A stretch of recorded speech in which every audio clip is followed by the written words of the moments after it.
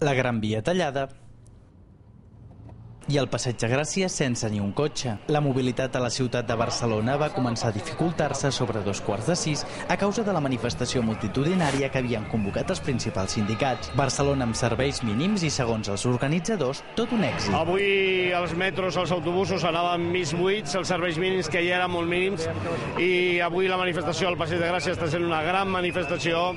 Els carrers de les ciutats de Barcelona, de Catalunya, de Barcelona, de Tarragona, Lleida, Girona, Tortosa, Manresa, Sabadell estaven buides, i jo crec que ara el que toca és que el govern rectifiqui. Que rectifiqui i que faci unes altres polítiques. Los piquetes han cumplido su función informativa y de disuasión, pero no somos conscientes de que ha habido cuestiones violentas, excepto unos colectivos que nada tienen que ver con el movimiento sindical, que nada tienen que ver con los objetivos de esta movilización, que son los que esta mañana han quemado un coche, han también roto un coche de un medio de comunicación y que se han enfrentado con las fuerzas del orden. Després de tota una jornada de vaga i de mobilitzacions, la pregunta obligada que es feia a tothom és si el govern actuarà i, si ho fa, amb quines mesures. Perquè un govern democràtic, quan el poble s'expressa de manera tan clara i tan nítida, el que ha de fer és justament escoltar el poble. El gobierno habrá de rectificar, necesariamente habrá de rectificar. En democracia no se puede hacer caso omiso de lo que es esta movilización. En democracia no se puede mirar a otro lado cuando el país se ha paralizado, cuando la gente está en la calle, como en esta manifestación, diciendo que las cosas hay que hacerlas de manera distinta, de manera diferente, que hay alternativas. Bueno, sabe que ha de rectificar. I és l'hora que el govern rectifiqui. La pilota està a la seva taulada, han de reorientar les polítiques econòmiques i laborals, i les males lleis es canvien amb noves lleis, i el que espero és que demà el govern el que faci és escoltar la gent i interpretar bé el que ha succeït arreu de l'Estat i en particularitat amb molta força.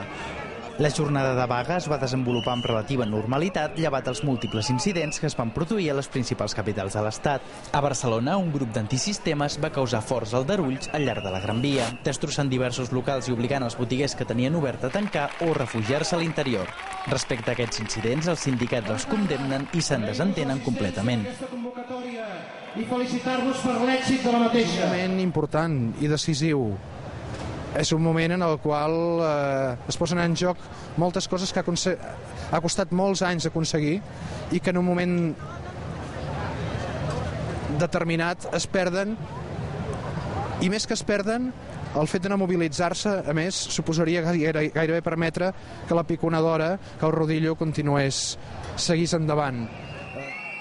Enmig de la multitud de gent i de pancartes no només s'hi podien llegir a favor de la vaga i en contra de la reforma laboral. També n'hi havia alguns que carregaven directament contra els sindicats majoritaris, acusant-los de tractar amb la patronal per arribar a acords encoberts.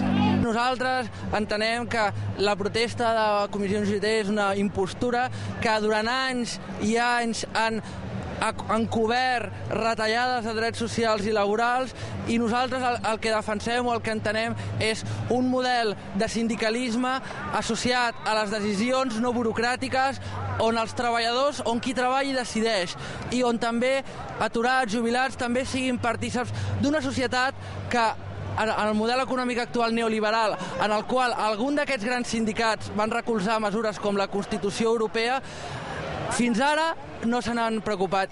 Els Mossos d'Esquadra havien desallotjat unes hores abans l'antiga seu del Banesto, que restava ocupada i en haver finalitzat la manifestació, extremadament vigilada i acordonada per evitar incidents.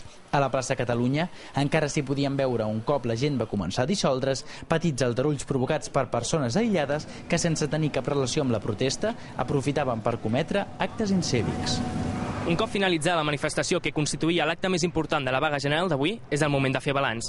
Amb una assistència exitosa segons els sindicats i més pobra segons les administracions, queda clar que hi ha d'haver alguna reacció per part del govern central.